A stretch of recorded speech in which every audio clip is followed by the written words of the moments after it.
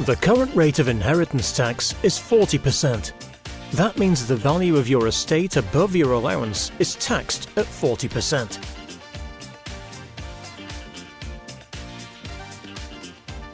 Your allowance is known as the nil rate band, which is so called because you pay no tax on that part. Look at this simple example for a married couple to understand how this works. The allowance you get, the nil rate band, is £325,000 per individual, which means for a married couple or individuals in a civil partnership, it is £650,000.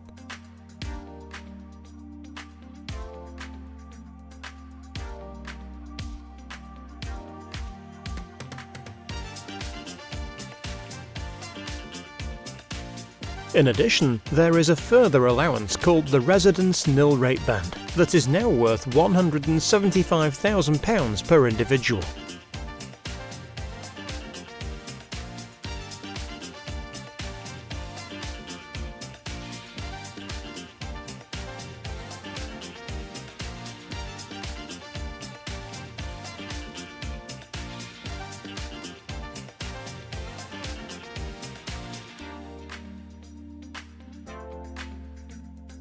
Put all this together and you have £500,000 per individual or £1 million per couple.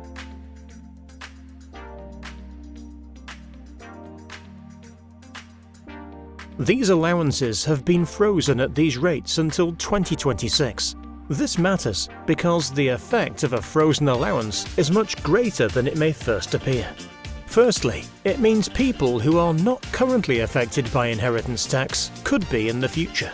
A couple with an estate valued at £900,000 today who see this rise by 50% in the next 5 years would go from having a potential liability of zero to a potential liability of £140,000.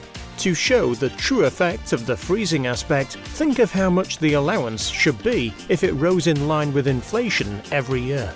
If you are in the bracket where you are potentially impacted by IHT, then a frozen allowance if inflation is at say 3% per year means an extra amount of just over £30,000 of tax payable, simply because the allowance has not increased.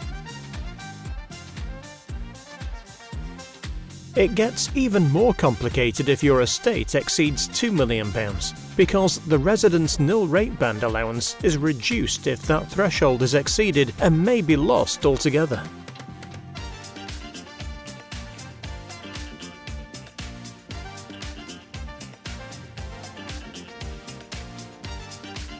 By freezing the allowance, the government has created an increased tax burden on the estate. When the Chancellor of the Exchequer announces that an allowance will be frozen, it may sound innocuous, but it can be just as impactful as an outright rise in the rate of tax. Taking advice and steps now to protect against this frozen allowance makes perfect sense.